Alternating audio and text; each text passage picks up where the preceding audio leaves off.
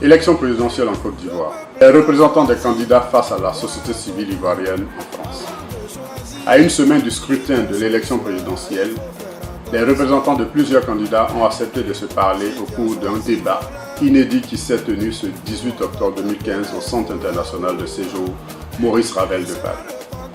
Cette importante rencontre initiée par la représentation Europe de la Convention nationale des organisations de la société civile ivoirienne, CNOSI, dirigée par Dr Moussa Abdul Kader Diaby, entre dans le cadre du renforcement de la démocratie dans notre pays.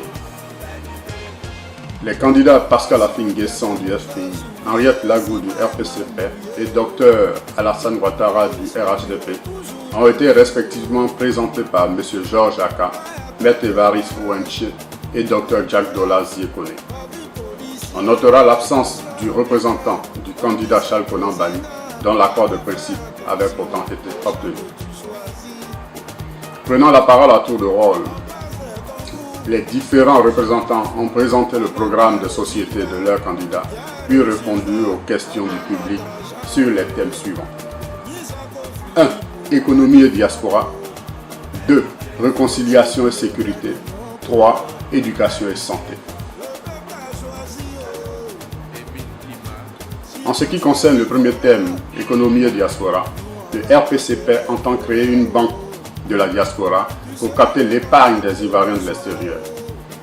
Pour le FPI, la diaspora doit pouvoir contribuer au développement économique de la Côte d'Ivoire. Par conséquent, il entend renforcer les attributions de la direction chargée des Ivoiriens de l'extérieur. Dr Jack Dola Ziekone du RHDP, après avoir félicité l'action du président Alassane Ouattara durant ces dernières années, a promis la création d'un haut conseil pour la diaspora. Ce reportage est de Maxime Miou, correspondant Diaspora TV, à Paris. Honorables invités, messieurs les représentants des différents candidats à l'élection présidentielle en Côte d'Ivoire, donc élection présidentielle qui se tiendra le 25 octobre 2015. Monsieur, je vais vous appeler par vos noms, donc Dr Konejak, Maître Évariste Ouenche et Monsieur Georges Aka. Donc tous les représentants des différents candidats à l'élection présidentielle. Je tenais particulièrement à vous remercier d'avoir accepté justement de vous confronter à la société civile, de venir face à la société civile pour présenter vos projets pour la Côte d'Ivoire. Mesdames et messieurs, les invités qui avaient accepté de faire ce déplacement pour venir écouter donc le message de ces représentants, de ces différents candidats. Cette rencontre qui a lieu aujourd'hui, 18 octobre 2015, qui est une date particulière, je ne sais pas si tout le monde se rappelle que c'est la date anniversaire de la naissance du président Félix Houphouët-Boigny. Il aurait 120 ans aujourd'hui.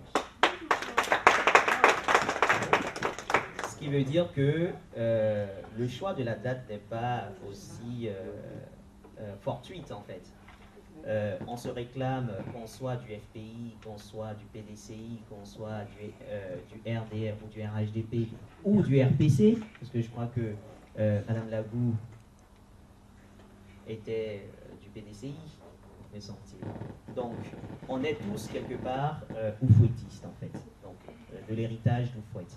Donc, ce 18 octobre 2015 est aussi une date symbolique, une date qui permet justement de vous mettre face à la représentation Europe de la société civile ivoirienne pour essayer de présenter vos projets pour la Côte d'Ivoire. Qu'est-ce que la Convention nationale des organisations de la société civile ivoirienne? C'est une organisation, une convention qui regroupe plus de 1500 ONG, 1500 organisations de la société civile ivoirienne, dont le siège est à Abidjan, qui a des représentations aussi bien en Europe, en Asie et bientôt une représentation en Amérique. Donc la représentation Europe a son siège donc, qui est basé à Paris et des démembrements dans une dizaine de pays en fait sur le continent européen. Nous sommes structurés en plusieurs thèmes et on va retrouver ces thèmes justement dans les sujets qui vont être débattus aujourd'hui. Il y a une structuration au niveau des pôles politiques et droits. Donc c'est aussi dans le cadre de ce pôle que nous sommes réunis aujourd'hui. Nous avons aussi un pôle en charge des questions de coopération économique et puis un dernier pôle en charge des questions d'éducation, de sciences et de culture en fait. Vous avez plusieurs membres de l'équipe de la Convention de la société civile qui ont chacune des responsabilités au sein de l'organisation qui sont présentes ici. Et je ne vais pas, par le temps que nous avons pris, présenter. Voilà. Donc je vous remercie encore une fois et je souhaite que le débat se passe dans des conditions vraiment apaisées et que vous puissiez, par vos arguments, essayer de convaincre en fait. Alors, merci infiniment aux organisateurs, merci à l'Assemblée pour le temps qu'on nous accorde. Je voudrais, avant de rapidement faire un bref exposé du programme de la candidate Lagou quant à ce qui concerne l'économie et la diaspora, je voudrais, au nom de la direction nationale du RPCP, saluer les organisateurs. Je voudrais me permettre également de saluer l'assistante. Je voudrais transmettre les chaleureuses salutations de la direction nationale du parti, de la coalition des partis centristes qui portent la candidate Henriette Lagou, mais surtout de la candidate Henriette Lagou elle-même à toute la salle. Le thème économie et diaspora, je pense qu'il a été voulu ainsi par les organisateurs, c'est de nous amener à parler en termes d'économie, quel apport nous pensons que la diaspora peut apporter à la Côte d'Ivoire, si j'ai bien compris le thème. Pour nous, la question est fondamentale. Elle est pertinente dans la mesure où un pays comme la Côte d'Ivoire ne peut pas s'offrir le luxe de ne pas faire contribuer sa diaspora à son développement économique. Mais comment y parvenir? C'est simple, à notre humble avis. La Côte d'Ivoire, entre-temps, a connu un mouvement vers l'extérieur depuis les années 90 dont il faut tenir compte dans sa diaspora. Nous avons eu l'occasion de faire une analyse fondamentale de cette question pour en venir au fait que aujourd'hui, beaucoup de pays, on peut prendre l'exemple du Mali, en termes d'apport, ramènent beaucoup plus de devises dans leur pays que ce qu'on appelle l'aide habituellement internationale, ce qu'on appelle l'aide du FMI, de la Banque mondiale, et ainsi de suite. Mais il faudrait aujourd'hui que nous en arrivons à un cadre formel de l'apport des Ivoiriens de la diaspora à l'économie, c'est-à-dire qu'il nous faut un cadre législatif, d'abord, pour encadrer cela. Il faudrait pouvoir encadrer l'apport des Ivoiriens de la diaspora comment? Alors, la question qui allait suivre, c'est la question même de l'économie elle-même. L'économie elle-même. Nous pensons aujourd'hui, et si je veux aller vite et me résumer, vous allez voir un point saillant dans notre programme, c'est ce que nous avons appelé la banque des Ivoiriens de la diaspora. Parce que nous pensons que l'État, les Ivoiriens de la diaspora doivent apporter quelque chose à leur pays, mais pour qu'ils puissent apporter quelque chose à leur pays, il faudrait que l'État aussi apporte quelque chose. Donc, leur apporte un soutien, leur ouvre les portes. Et nous pensons aujourd'hui que nous sommes arrivés à un niveau où les Ivoiriens de la diaspora doivent avoir une banque et que cette banque-là doit pouvoir garder les devises de la diaspora ivoirienne, les fructifier sur le marché financier, mais en même temps, cette banque-là devrait permettre aux Ivoiriens de la diaspora d'avoir accès plus facilement aux prêts pour aller financer des projets économiques en Côte d'Ivoire, projets économiques qui vont être des entreprises, des PME, qui vont embaucher de nombreux jeunes Ivoiriens. Alors, on n'aura pas le temps, vu les 5 minutes qui nous sont imparties, de développer cette question, mais j'ai voulu prendre ce seul élément de notre programme qui est la banque des Ivoiriens de la diaspora. Il faut pouvoir mettre une banque en place, mais en dehors de la banque elle-même. En dehors de la banque elle-même. L'économie, quand on dit l'économie, c'est une entité, c'est abstrait. C'est des hommes qui portent l'économie. Ce sont des femmes qui portent l'économie. Or, il se trouve justement qu'aujourd'hui, beaucoup de nos compatriotes ivoiriens sont sortis de la Côte d'Ivoire. Certains ont eu accès à des formations de pointe, des formations de qualité dans des filières de pointe. Il faut que l'État réussisse à mettre en place une stratégie d'encouragement au retour, pour permettre à ces Ivoiriens-là de rentrer en Côte d'Ivoire, d'enseigner à l'université, d'investir nos usines, d'investir nos petites et moyennes entreprises et d'apporter à la Côte d'Ivoire le savoir qu'ils ont pu acquérir à l'extérieur dans ces différents pays. Et je peux vous dire, j'ai sillonné l'Europe, Vous trouvez des Ivoiriens au Danemark qui ont été formés en langue danoise. Vous trouvez des Ivoiriens en Allemagne qui ont étudié en langue allemande. Vous les trouvez dans beaucoup de pays. C'est une richesse dont on ne peut pas se passer. Donc pour nous, en plus du fait qu'il faut permettre aux Ivoiriens d'avoir des structures de financement propres, ceux de l'extérieur, je veux dire, il faut aussi leur permettre de contribuer de manière efficace. Donc l'État, c'est pour ça quand il y a eu ce petit rajout, et c'est nous qui avons suscité cela à l'époque, qu'on ajoute au ministère des Affaires étrangères, qu'on dit ça déjà, le ministère des Affaires étrangères et des Ivoiriens de l'étranger. Ce n'était pas un pléonasme. Il faut ajouter ça, parce qu'il doit avoir un département dans le ministère des Affaires étrangères qui traite spécifiquement de toutes les questions qui concernent les Ivoiriens de l'étranger, plus particulièrement de la question de l'économie, pour voir comment est-ce qu'en termes d'apport, on puisse faire contribuer les Ivoiriens de la diaspora. Donc, me résumer, c'est un rendez-vous du donner et du recevoir entre les Ivoiriens de la diaspora et l'État de Côte d'Ivoire. D'un côté, l'État de Côte d'Ivoire doit mettre en place les structures, il doit mettre en place les facilités, il doit créer le cadre législatif, et les Ivoiriens de l'extérieur vont intégrer ces structures, ils vont se mouvoir dans ces cadres législatifs, et c'est dans ces cadres-là qu'ils vont faire leur apport en termes économiques. C'est un apport financier parce qu'ils apportent des devises, c'est un apport intellectuel parce qu'on a besoin des connaissances qu'ils ont pu acquérir à l'extérieur. Et je pense que de cette façon-là, nous pouvons de manière beaucoup plus efficace ramener les Ivoiriens à l'extérieur. Alors même, je peux même donner un exemple pour conclure. Par exemple, on a estimé dans notre projet de société qu'il fallait initier ce que nous on appelle des stages d'encouragement au retour. C'est-à-dire un Ivoirien qui est en train d'étudier dans une filière de pointe ici, l'État ivoirien devait pouvoir lui donner une bourse pour qu'il passe ne serait-ce que 3 mois en Côte d'Ivoire dans les usines ivoiriennes pour, par exemple, faire un stage. En faisant le stage, il adapte ses connaissances aux réalités du terrain, mais en même temps, on suscite en lui l'envie de retourner chez lui. Ce n'est qu'un exemple. Je pourrais en donner de nombreux exemples si, bien évidemment, le temps qui m'était imparti me permettait d'aller un peu plus loin. Je vous remercie. Oui, merci aux organisateurs. Je voudrais, avant tout propos, transmettre les salutations du candidat Pascal Affi-N'Guessan, président du Front populaire ivoirien, que je représente à cette tribune. Je voudrais aussi, en son nom, vous souhaiter, à nous tous d'ailleurs, un bon débat et une bonne écoute. Merci.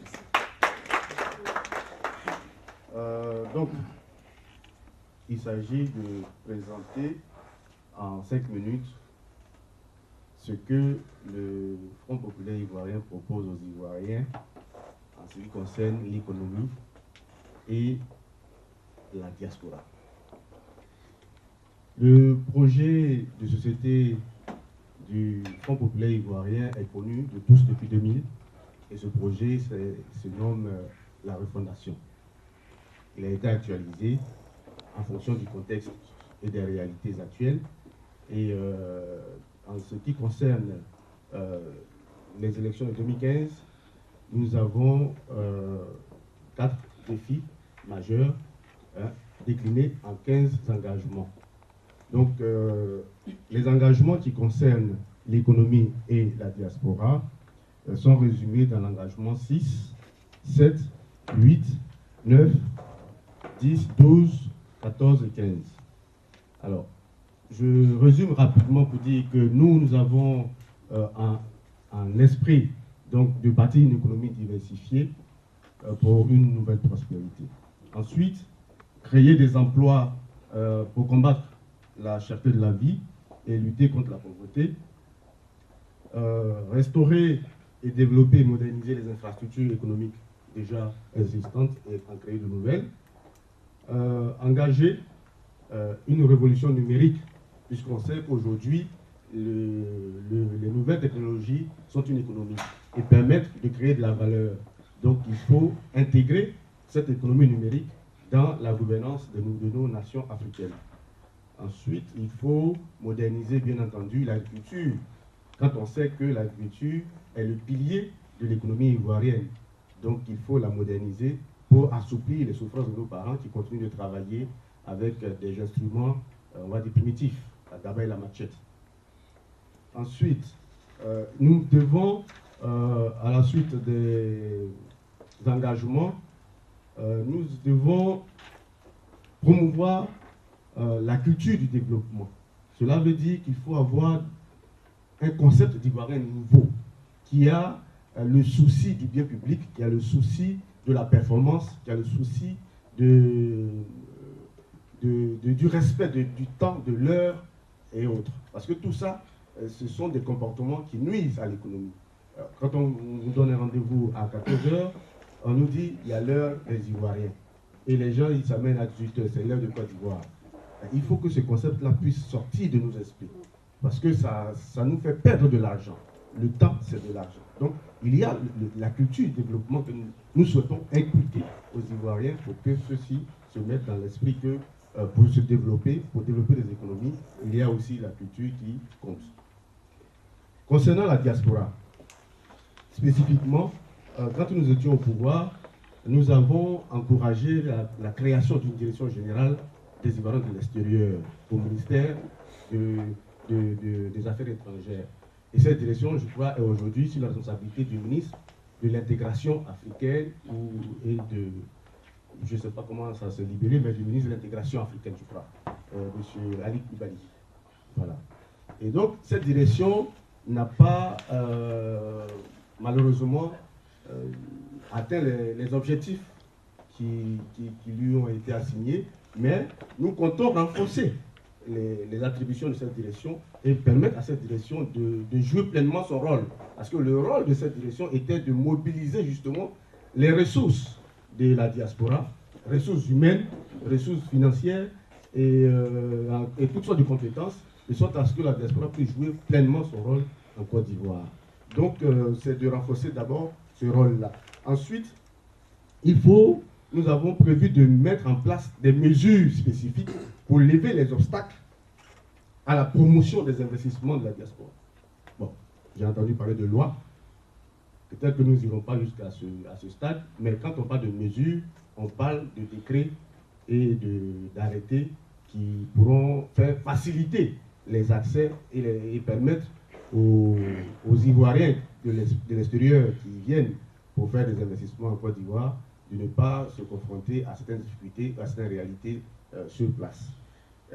Nous avons aussi, on va dire, nous avons le souci de permettre aux Ivoiriens de l'extérieur de mobiliser leurs ressources qui seront affectées à la création de valeurs spécifiques.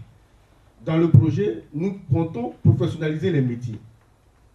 Professionnaliser les métiers veut dire que professionnaliser les métiers de cordonnerie, la couture, la coiffure, etc. Parce que le secteur informel, aujourd'hui, compte pour 9 millions à peu près du secteur d'activité économique. Alors qu'on a 1 million qui est dans le secteur formel. Sur 10 millions, on a 1 million qui est dans le secteur informel, et 9 millions est dans le secteur, 1 million dans le secteur formel, et 9 millions dans le secteur informel. C'est-à-dire 1/10 dans le secteur formel. Ce n'est pas normal.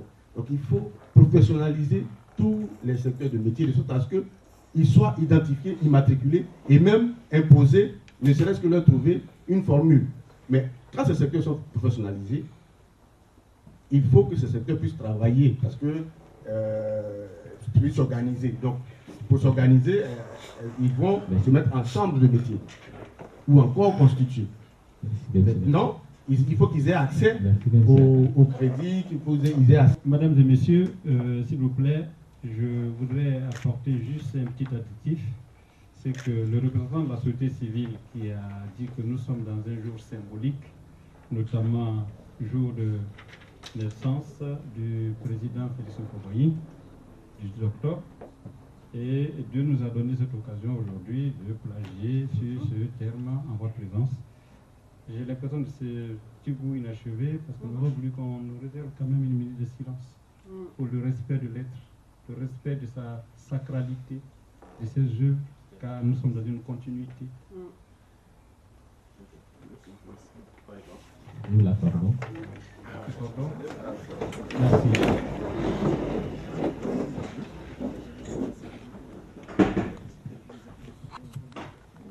Merci. Merci. Oui, Madame et Messieurs, merci à la société civile pour cette initiative d'organisation et pour ce site d'émulation, de gestation d'idées démocratiques, de débats démocratiques. Ceci étant, votre serviteur incarne un exemple à la matière, parce que qui parle de diaspora, j'incarne un exemple à la rigueur. Mon lycée, il est juste à côté, boulevard Soute, lycée Paul Valéry, fréquenté ici, études supérieures ici, et 20 ans ici, femmes et enfants ici, et puis rentrer en Côte d'Ivoire. Donc, je pense qu'en termes de typologie, je peux répondre à un indice. Donc, c'est vous dire en quel point je suis à l'aise dans ce terme d'économie et diaspora. Économie et diaspora, à la différence de mes prédécesseurs, pendant qu'eux ils parlent de projet, nous on parle de programme. Programme en ce sens que nous sommes dedans. Nous avons porté des éléments concrets d'application et certainement qui peuvent être reconnus et appréciés par tous. Nous entendons l'économie à deux niveaux au RHDP. Nous avons la chance d'avoir deux célèbres économistes à la tête du RHDP. Le président Henri Konan Bédié et le docteur Alassane Dramane Ouattara, qui sont deux docteurs en économie. Ceci étant ce qui préjuge effectivement de leur capacité à mener la Côte d'Ivoire à bon port sur le plan économique. Bon, revenons sur notre action depuis notre arrivée aux affaires en Côte d'Ivoire. Tout le monde savait dans quelles conditions nous sommes arrivés au pouvoir. La Côte d'Ivoire était aux angues, c'est-à-dire qu'elle était pratiquement le dos au mur, sortie d'une crise, d'une guerre, et en termes de circulation, on appelle les indicateurs. Tous les indicateurs étaient au rouge. Déficit budgétaire, déficit sécuritaire, tout était au rouge. Et en 4 ans, à défaut de dire que nous sommes passés du rouge au vert, nous sommes en ce moment à un stade médian qu'on peut appeler stade du feu orange. Raison pour laquelle nous sommes ici pour solliciter encore le suffrage du peuple ivoirien pour nous donner les capacités et les moyens pour 5 ans pour affiner, pour achever notre travail que nous avons amorcé avec beaucoup de succès. Pour l'économie, nous avons à défaut de dire d'une traçabilité, mais aussi une expérience. Nous, au-delà de la macroéconomie que nous avons assainie depuis 4 ans, nous sommes partis d'un budget de 3100 milliards à un budget de 5400 milliards, soit une augmentation de 42% du budget ivoirien. Jamais dans l'histoire de la Côte d'Ivoire, le budget de la Côte d'Ivoire, le budget a été atteint ce niveau. Et nous sommes même le premier budget en Afrique, dans l'UEMOA, et l'un des meilleurs budgets après l'Afrique du Sud et le Nigeria en Afrique. C'est vous dire l'effort que nous avons consenti à l'assainissement de la macroéconomie. Ce qui concerne maintenant la microéconomie, éventuellement nous avons signé 82 accords avec le FMI, le Fonds monétaire international, avec la Banque mondiale, avec le BAID, avec tous les fonds de compensation, qui font qu'aujourd'hui, je peux vous rassurer, et les chiffres sont là, jamais le flux monétaire en Côte d'Ivoire n'a été aussi disponible. Jamais la Côte d'Ivoire n'a eu autant de flux monétaires. Après 1994, on parlait de plus de milliards après la dévaluation, puisqu'on avait préparé un peu la dévaluation. Mais nous sommes à un stade où, au-delà de plus de milliards, nous avons un excédent monétaire au niveau des banques. Et ça, c'est une situation très réduisante, surtout à partir du moment où d'où nous sommes partis. Ce qui concerne la diaspora, je vous dis, la diaspora, cette chance que nous avons le président Alassane Dramane Ouattara, le docteur, lui-même qui est un membre de la diaspora. Qui mieux que lui ne peut comprendre les problèmes de la diaspora. Dès son arrivée au gouvernement, en fait, à la tête du pays, nous avons mené des études à travers les différentes diasporas de la Côte d'Ivoire. Il faut rappeler que on a estimé à 1 342 000 les Ivoiriens de l'extérieur. 1 342 000 réunis dans 53 pays au monde. 53 pays sur 193 que nous connaissons à l'ONU. Donc, qu'est-ce qu'il fallait faire? Nous avons créé un cercle concentrique, pôle Afrique, pôle Europe et pôle Amérique du Sud, y compris Brésil et États-Unis. Qu'est-ce qu'il fallait faire? Nous avons défini la création d'un haut conseil chargé de la diaspora. Un haut conseil qui sera dirigé par les membres de la diaspora. Et c'est ce haut conseil même. Au lieu que les projets, les réflexions vont venir d'Abidjan, c'est ce haut conseil même qui fera office d'assemblée, de réflexion, de mode de gestion, d'idées qui permettra aux membres de la diaspora eux-mêmes de définir leur destin et faire des propositions à l'époque. Et mieux, administrativement, nous avons créé le ministère de la coopération, de l'intégration et des Ivoiriens de l'étranger. Donc, ceci étant, nous avons beaucoup de choses, nous avons fait beaucoup de choses et nous attendons faire beaucoup de choses sur ce plan. J'aurai dans le corps du débat donner quelques indications. Moi, j'ai un thème que vous employez souvent qui me plaît, qui est les prix de milliards. Alors, il se trouve aujourd'hui que selon les entreprises de transfert d'argent, l'aide publique apportée par la diaspora en Côte d'Ivoire est plus élevée que l'aide publique au développement que doivent donner la communauté internationale. Et les prix de milliards, les Ivoiriens ne les voient pas beaucoup en ce moment, enfin depuis un moment. Et je voulais savoir comment est-ce que vous pouvez expliquer cette évolution. Vous parlez d'évolution de 42% de la macroéconomie. Et comment est-ce que les Ivoiriens font pour ne pas voir tout ça? Merci, monsieur, pour votre question. Mais l'une est l'acceptation des réalités de l'évolution de la situation économique en Côte d'Ivoire, notamment du niveau de vie des Ivoiriens, de l'amélioration de tout le structurel en Côte d'Ivoire. Et l'autre est de s'opposer ipso facto et de dénoncer. Monsieur, je viens de la Côte d'Ivoire il y a 2 semaines. Jamais dans l'histoire de la Côte d'Ivoire, en moins de 2 ans, les salaires des fonctionnaires, les fonctionnaires qui représentent 186 000 en fait en Côte d'Ivoire, et on dit que derrière chaque fonctionnaire, il y a 10 personnes, que chaque fonctionnaire nourrit 10 personnes. Vous multipliez 186 000 multiplié par 10. Vous voyez bien l'échelle de valeur au niveau de la population. Pourquoi je prends ça comme indicateur? Je prends ça comme indicateur parce que jamais dans l'histoire de la Côte d'Ivoire, les salaires qui avaient été bloqués depuis les années 90 ont été débloqués. Et moi qui vous parle, j'ai commencé en tant qu'enseignant du supérieur à 400 000 et aujourd'hui, on frise les 1 million.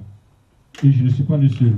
Et multiplié par 3 000 enseignants, déjà du supérieur, voilà, voici ce que ça veut dire. Vous voulez du concret? Faites un peu le calcul, ce que ça peut donner. Et tous les enseignants, de la maternelle au secondaire, du secondaire jusqu'au supérieur, et les enseignants constituent 73% des fonctionnaires en Côte d'Ivoire.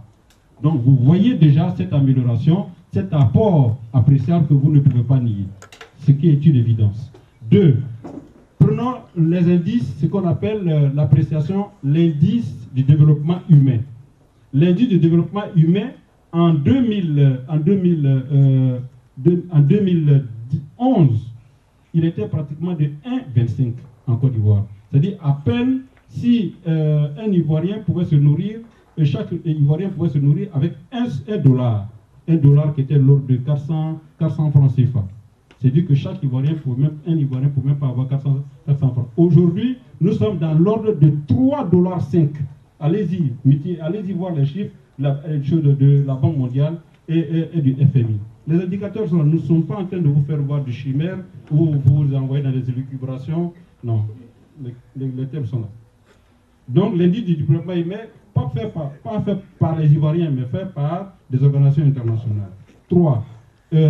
Lorsque nous arrivons au pouvoir, nos avoirs à la BCAO avaient fondu comme on dit, beurre au soleil. Nous en étions pratiquement à la 38e place, tellement la Côte d'Ivoire s'était appauvrie. Aujourd'hui, nous en sommes les premiers. Nous en sommes les premiers. En termes de classement, du pays le plus réformateur en Afrique, ce qu'on appelle le top réformateur. Le top réformateur, la Côte d'Ivoire a été reconnue en moins de 4 ans comme nous sommes le premier pays top réformateur en Afrique subsaharienne. Merci. Donc, les indicateurs sont là. Je ne suis pas en train de faire de la géographie, mais plutôt avec...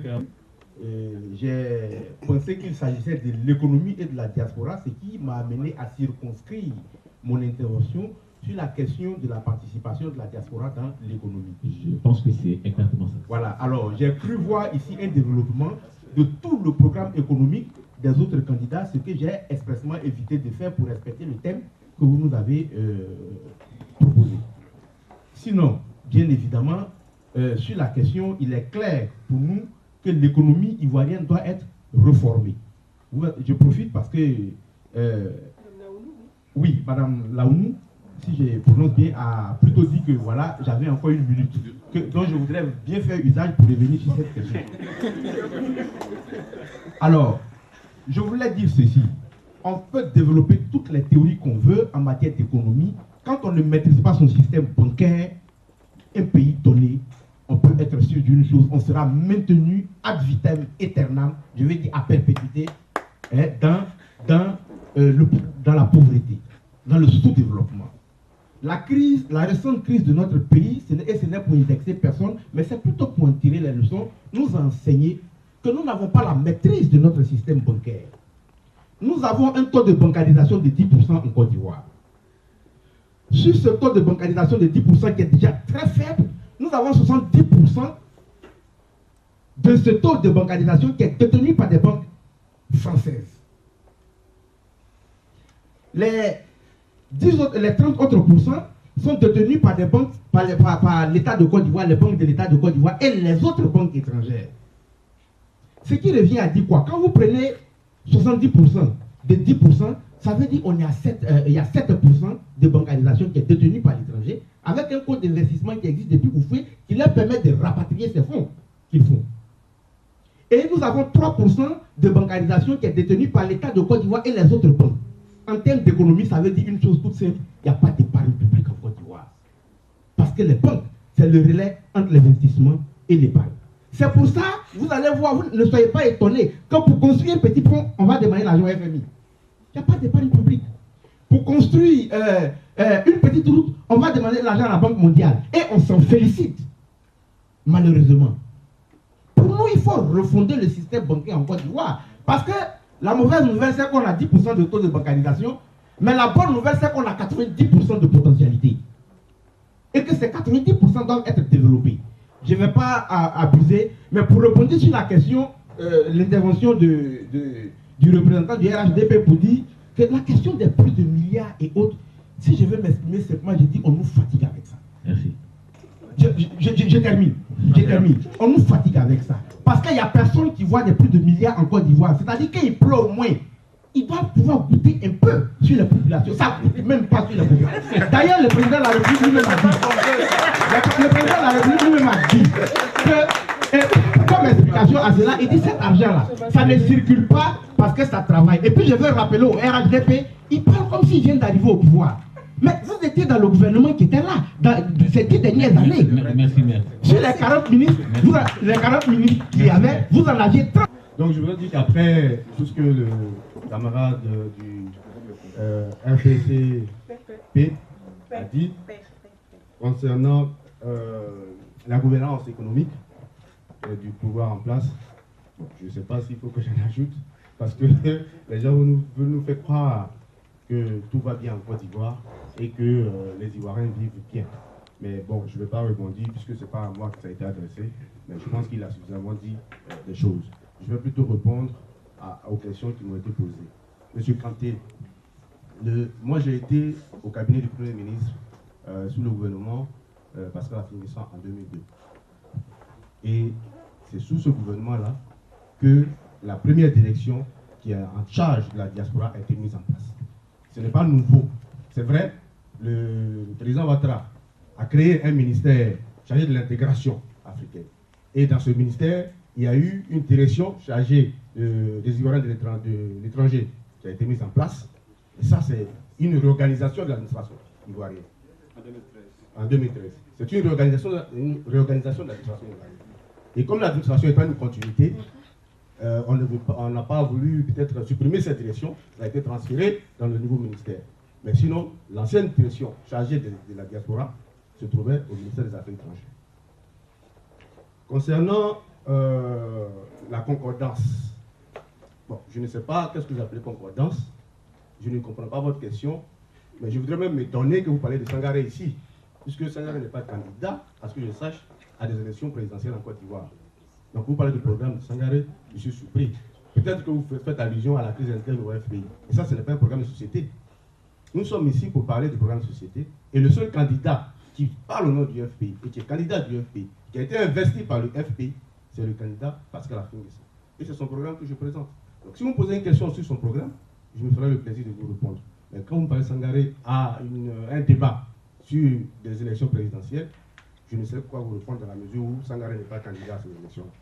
Voilà ce que je peux dire. Merci pour l'opportunité que vous me donnez de revenir sur cette question qui nous paraît essentielle et qui concerne la question des banques. Parce que les banques, c'est bien évidemment le poumon, quelque part, de l'économie.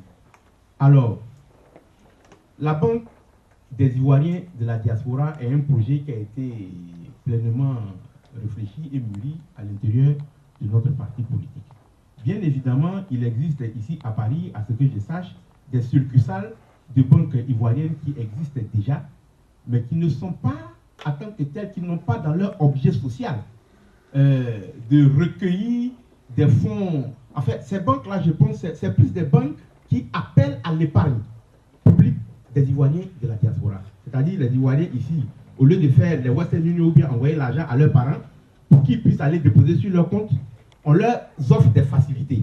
C'est-à-dire on déplace la banque ici pour que déjà à partir d'ici, ils puissent avoir un compte et déposer leur banque. Mais ce n'est pas des banques spécifiques des Ivoiriens de la diaspora. C'est des filiales qui ont été mises ici pour accorder des facilités administratives. Ce dont nous parlons,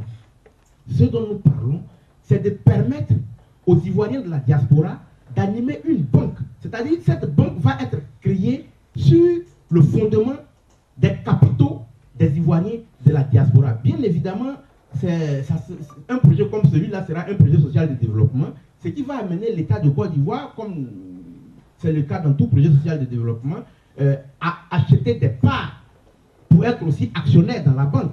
Mais dans notre vision des choses, les actions de cette banque sont détenues principalement, pas exclusivement, par les Ivoiriens de la diaspora. Et comment ça se fait? Moi, je viens de la place financière du Grand-Duché de Luxembourg, qui est une place bancaire.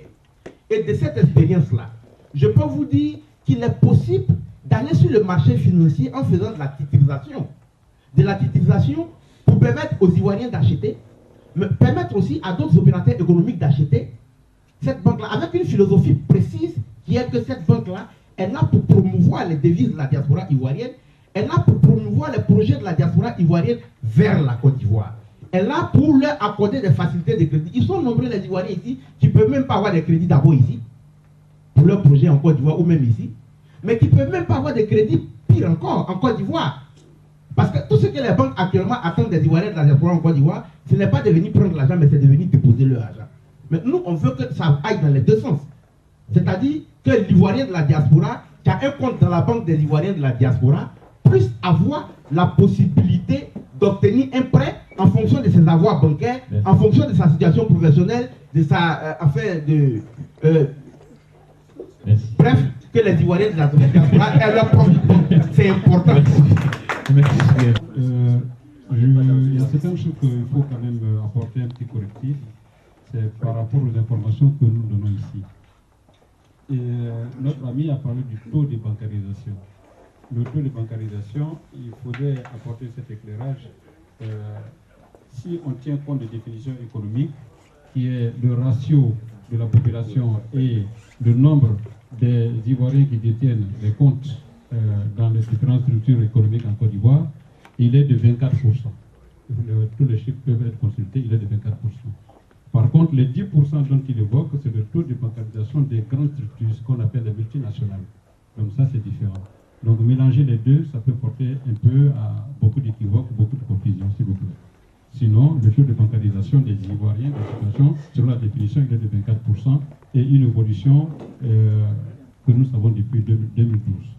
Deux, dire que les pluies de milliards, nous sommes fatigués, ça relève du slogan ou des slogans faciles à prononcer. Il est facile de critiquer, mais difficile à gérer. Ceux-mêmes qui nous ont dit qu'ils allaient refonder la Côte d'Ivoire, on a vu en 10 ans comment ils ont déformé la Côte d'Ivoire au lieu de refonder la Côte d'Ivoire. Donc, soyons plutôt prudents par ce qu'on dit, s'il vous plaît. Merci. Je veux que, selon moi, que les débats soient bien cadrés. Parce que les critiques, c'est bon, hein, mais aujourd'hui, nous ne sommes pas là pour ça. Concrètement, qu'est-ce que vous pensez pour la diaspora? Et puis, qu'est-ce qui a été fait pour la diaspora jusqu'à présent, concrètement? Et puis, concernant aussi les banques dont on parle, vous savez que quand vous dépendez de quelqu'un, vous savez ce que c'est. Hein? Si la personne a envie de vous mordre le doigt, il peut vous le mordre jusqu'à le couper. Donc, là, concernant les banques, Est-ce qu'il faut créer un luxe pour les Ivoiriens de la diaspora et inversement inciter ceux qui sont restés en Côte d'Ivoire à sortir? J'ai dit non. Et si je me suis bien fait comprendre, je pense que les choses ont été clairement expliquées. Et puis de toutes les façons, les Ivoiriens qui sont sortis depuis les années 90, pour certains bien longtemps avant, se sont établis dans les pays, dans les différents pays d'accueil. La question aujourd'hui, c'est de savoir comment est-ce que depuis ces pays où ils sont, on puisse aussi recueillir leur apport dans le développement économique de la Côte d'Ivoire. Je ne pense pas qu'en créant des conditions plus agréables pour ces Ivoiriens-là, pour qu'ils puissent aller investir en Côte d'Ivoire pour certains, en créant des conditions plus agréables pour ces Ivoiriens-là, pour que ceux qui le souhaitent puissent retourner en Côte d'Ivoire, aura pour conséquence d'encourager ceux qui sont restés à venir ici.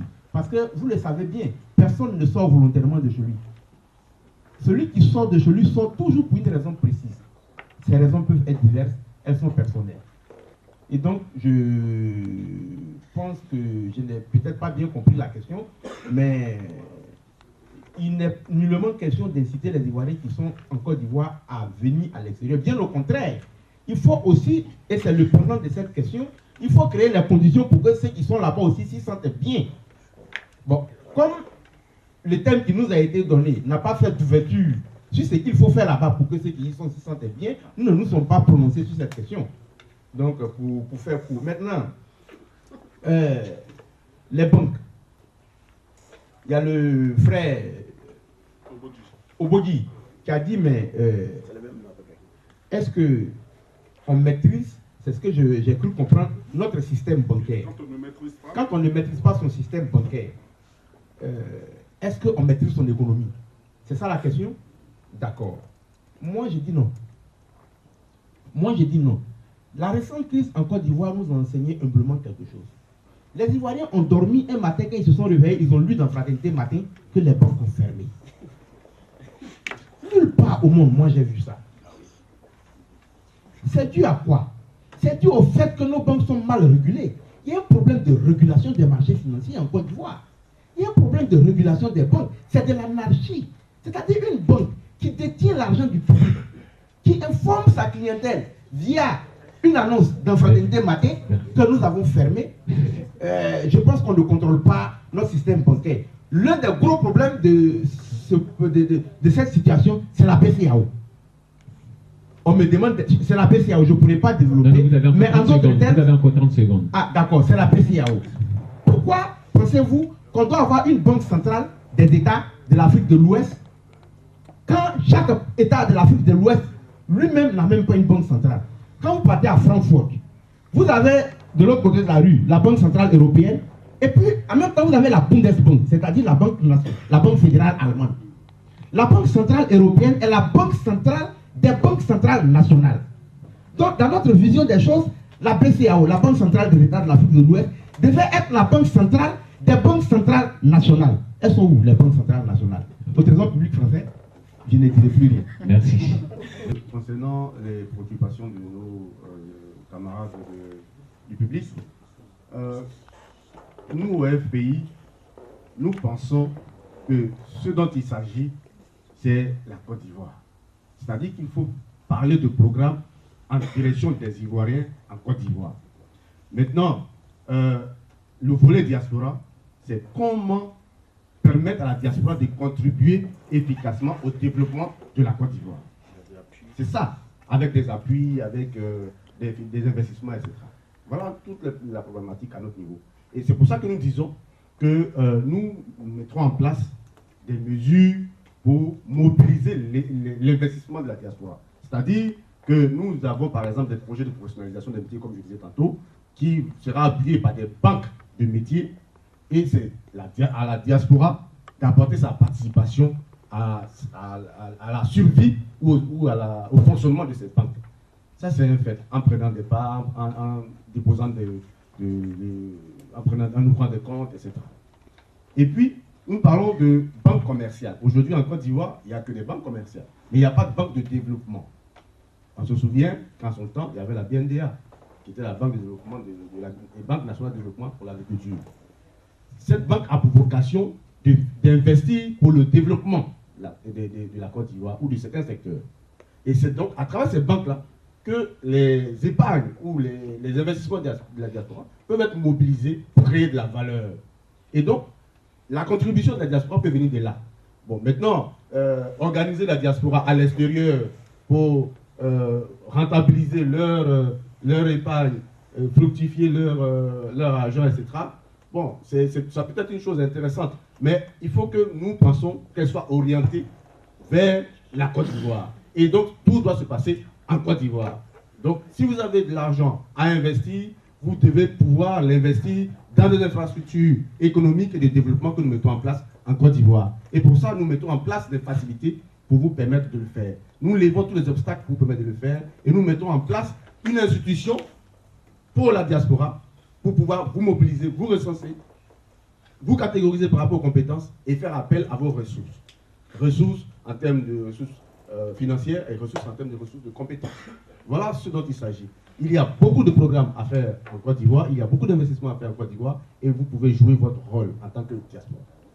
C'est de ça que nous parlons. Maintenant, est-ce que nous avons des programmes concrets? Bon, c'est un exemple concret que je viens de vous donner. Voilà. Nous voulons mettre en place des banques de développement, nous voulons mettre en place des banques de métiers, nous voulons mettre en place un fonds, par exemple, souverain, pour aider les Ivoiriens qui veulent mettre une entreprise de transformation du cacao, par exemple, en Côte d'Ivoire, de prendre une participation. Donc l'État prend une participation et aide cet Ivoirien de la diaspora qui veut mettre en place une industrie parce qu'il a vu, là où il réside, qu'il existe une technologie qu'il veut développer dans son pays. Il vient et la Côte d'Ivoire l'aide à mettre en place cette technologie en l'accompagnant avec le fonds souverain.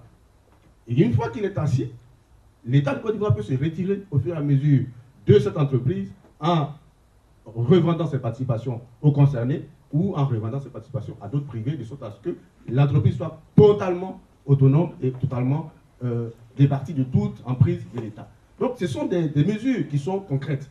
Ce n'est pas des projets. Et bon, quand on parle aussi de non, ils ont géré, on a vu ce qu'ils ont fait. Vous avez bien fait de souligner qu'il y avait 40 ministres et parmi les 40, il n'y avait que 30 RHDP et 10 FPI. Alors, sur 40 ministres, on a dit FPI, c'est finalement le RHDP qui a géré. Voilà. Le ministre de l'économie, le RHDP, le ministre de l'économie, le RHDP, le ministre de l'agriculture, RHDP, et le ministre des Finances. Merci, monsieur Aka. Oui, merci monsieur, sauf que, bon, pour juste ce collectif, que le gouvernement de coalition date de 2007. Il date de 2003. Accord de Ouaga, s'il vous plaît. Accord de S'il vous plaît, messieurs les représentants. C'est la Oui, monsieur, de toute manière, tout le monde, vous savez, mon collègue le candidat de la Goule l'a effiloché tout à l'heure. Franchement, est-ce que beaucoup d'entre vous connaissent des Koweïtiens à l'extérieur, des Koweïtiens, des Saoudiens, des Qataris qui sont à l'immigration? Non, c'est très rare. Généralement, quand le pays offre toutes les potentialités, lorsque le pays est riche, même quand on va à l'extérieur, on prend le cas des Suisses, quand ils vont à l'extérieur, c'est pour aller investir. Le problème, c'est que nous sommes dans un pays en développement. Un pays en développement qui a eu plusieurs étapes. Un moment de prospérité. À l'époque, la prospérité de la Côte d'Ivoire, au Fort Boigny, il pouvait se tromper, mais il a dit maintenant que lui, il n'a pas de Côte d'Ivoirien à l'étranger. Je ne sais pas si vous l'avez entendu. Il disait qu'il n'avait pas, il ne reconnaissait même pas d'Ivoirien à l'étranger. Parce que pour lui, la prospérité ivoirienne était telle que les Ivoiriens, il ne pouvaient pas imaginer un Ivoirien qui aille à l'étranger, sauf que pour étudier. Il a seulement des étudiants à l'étranger. Donc ça, c'est un problème de fait. Il y a eu l'évolution, il y a eu des périodes de crise, il y a eu des moments d'ajustement structurel. Le pays a connu en temps de ci plusieurs périodes. Mais le problème de la diaspora, le RHDP appréhende ça sur un seul niveau et qui se résume en un seul terme. Diaspora for growth. Vous êtes d'accord? La diaspora pour le développement. Nous intégrons tous les Ivoiriens de la diaspora au développement. Il y a eu la première rencontre qui a eu lieu ici à Paris en 2014 et en 2015, tous ceux de la diaspora ont été invités à Abidjan pour un grand séminaire, un grand colloque où ils ont apporté toutes les expertises, toutes les idées qui peuvent ne serait-ce que être favorables à la diaspora. Donc le RHDP n'amenuit pas, en un mot, plutôt voudrait apporter toutes les idées. Parce que à ce séminaire d'Abidjan, on a classé la diaspora en 3 groupes. Le premier groupe, on a dit, ce sont les immigrés économiques. Les Ivoiriens qui sont sortis pour des raisons économiques. C'est un fait, on ne peut pas nier. Maintenant, par rapport à leurs capacités économiques, oui, pour les enseignants, ça peut aller. Par rapport à leurs capacités économiques, d'où qu'ils se trouvent, en Amérique latine, en Europe et autres, comment, vu leur apport économique, ils peuvent ne serait-ce que aider leur pays. C'est une sollicitation, ce n'est pas une obligation. Mais il y a une obligation de base. L'obligation de base, c'est qu'on a remarqué que les Ivoiriens, même pas par le circuit ne serait-ce qu'informel, apportent 209 milliards par an à la Côte d'Ivoire.